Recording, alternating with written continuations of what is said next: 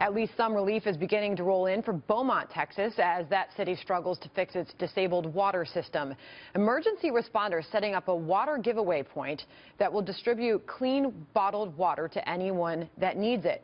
The lack of clean water forced a hospital to close and evacuate all of its nearly 200 patients yesterday, as we brought to you in this hour. Texas Congressman Babin represents part of the Beaumont area.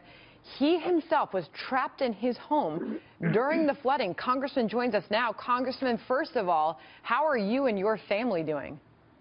Oh, we're doing fine, Sandra.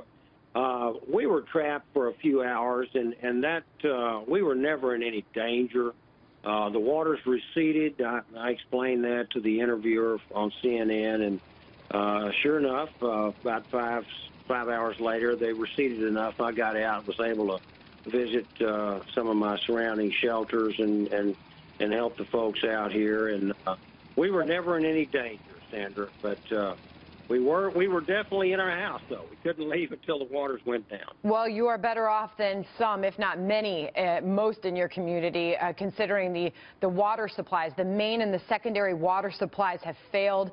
It was during this hour yesterday that we saw the medical personnel and military personnel lifting people one by one out of that hospital, patients in need of care, because there was no clean water. What is the situation there now with that, Congressman? Well, the situation is that we're trying to get water into them. There are supplies of water that are out there. It's just a logistical problem, and I think we're going to get this thing worked out. We're in contact with the governor's people and the emergency management people for the state, who then coordinated with our counties.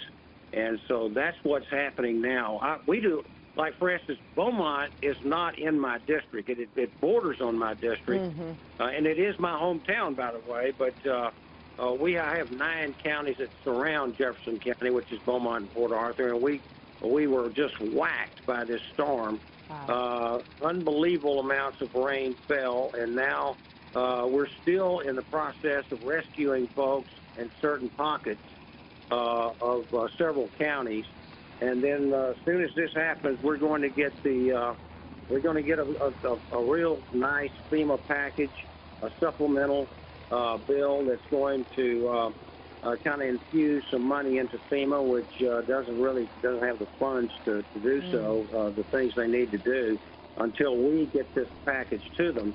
And then we're going to be working overtime to get the help needed all these people in Southeast Texas. Our thoughts and our prayers continue to be with them. In fact, the president just confirming Sunday will be a national day of prayer for all the victims involved in this. Congressman and the First Lady and the president headed that way to both Texas and Louisiana on Saturday. Congressman Absolutely. Babin, thank you for joining us. Yes, last word to you. You bet. I just wanted to say that not only is the federal government going to help, but we are seeing contributions from all over this country. And I would urge Americans out there to give to their favorite charities, Red Cross, Salvation Army, Samaritan's Purse, or your local church or synagogue, your employers that match their employees' relief contributions. These are coming in, and we really, really appreciate Americans helping Texans, and can't thank them enough. Congressman Babin, thanks for jumping on with us, and happy to hear you and your family are safe.